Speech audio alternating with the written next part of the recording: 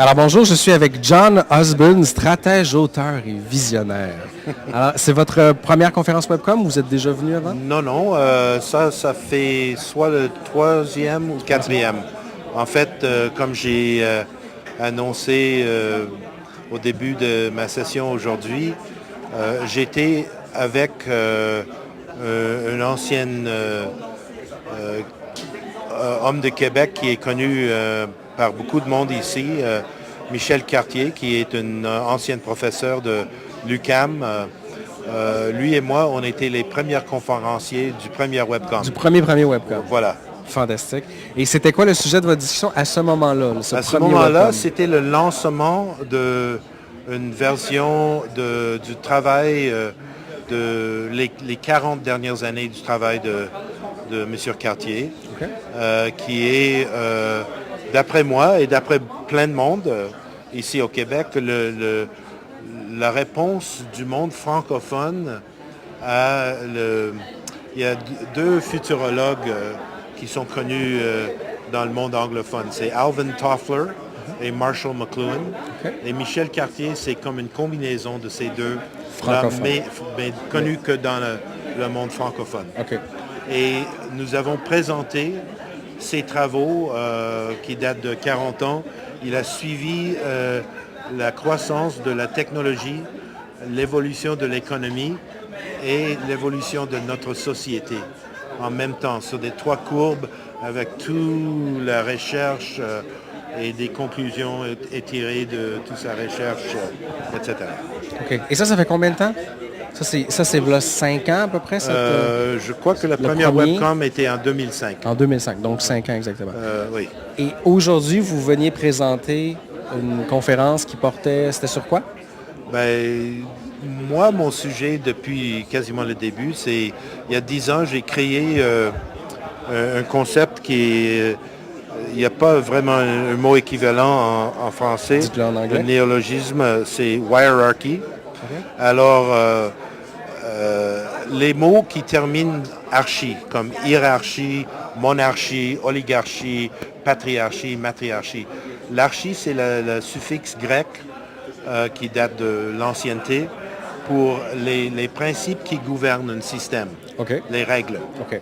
Comme patriarchie, c'est la règle de du père. Mm-hmm. Monarchie, la règle de la reine ou le roi, mm-hmm. etc. Et donc, hierarchy, c'est quels sont les principes ou les règles qui gouvernent les dynamiques et les structures de le monde branché, câblé, interconnecté. Toujours dans une optique web? Web et plus. On parle en anglais du monde wired, okay. The wired world. Alors, c'est dans l'optique de... Oui, le web, c'est l'évidence présente, disons, mais il y a aussi des systèmes d'informatique partout dans notre société, dans nos voitures, dans nos bâtiments, partout, okay. En dessous les rues. Donc, ça dépasse l'univers du web. Voilà, mais ça touche sur un sujet. Je parlais de le futurologue américain tantôt, Alvin Toffler. Il a écrit un livre en 99, Power Shift, Knowledge, Wealth and Violence at the Edge of the 21st Century, dans lequel il suggérait qu'il y a 3 sources de pouvoir. L'argent, wealth, la violence et la connaissance ou le savoir. Et la violence, c'est le plus cru.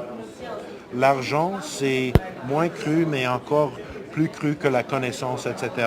Mais nous sommes dans les stades d'évolution vers une société basée sur la connaissance. Et sinon, c'est clair que la violence et l'argent vont gagner. Mais voilà, et hierarchy, c'est dans ce sens-là, c'est le système dominant ou les principes dominants dans nos sociétés, dans le monde occidental depuis 50 ans, c'est l'hiérarchie. Oui. C'est des gens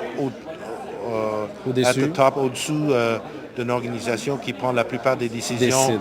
C'est l'information stratégique qui rentre. Eux, ils prennent leurs décisions et ils disent à tout le monde, voici... Ils descendent ça en bas, voici ce qu'on fait. Allez faire ça. Oui. Aujourd'hui, on parle beaucoup le empowerment, la puissance, I don't know how you say Dis-le it. en anglais. The growing power, le pouvoir qui grimpe des consommateurs, par exemple, OK. ou des employés, etc. Dû à l'information et la connaissance qu'ils peuvent accéder. Parce qu'ils ont accès à plus d'informations Voilà, qu'avant. exactement. Et parce qu'ils se parlent plus qu'avant. Ils se parlent entre eux. Ils sont interconnectés. Ils disent, ben, qu'est-ce que vous pensez de ce service, de cet produit, etc., etc. Et ça rentre maintenant dans l'entreprise, dans la façon de travailler. Et donc, ce n'est plus une hiérarchie. On commence à quitter ce Mais modèle-là. je sais pas, un mélange. Un mélange des deux. Moi, mon message, c'est on ne va pas échapper ni remplacer l'hiérarchie. Non. L'hiérarchie va rester avec nous, mais il y a aussi ces dynamiques de réseau qui vont alimenter et ajouter. On dépasse une hiérarchie traditionnelle, on va vers une hiérarchie qui est combinée avec des réseaux pour arriver à une organisation en théorie plus flexible, plus responsive, plus d'innovation, plus forte, plus résilient, par exemple. Excellent. On va s'arrêter là-dessus. John, merci beaucoup. Bonne fin de conférence. Merci.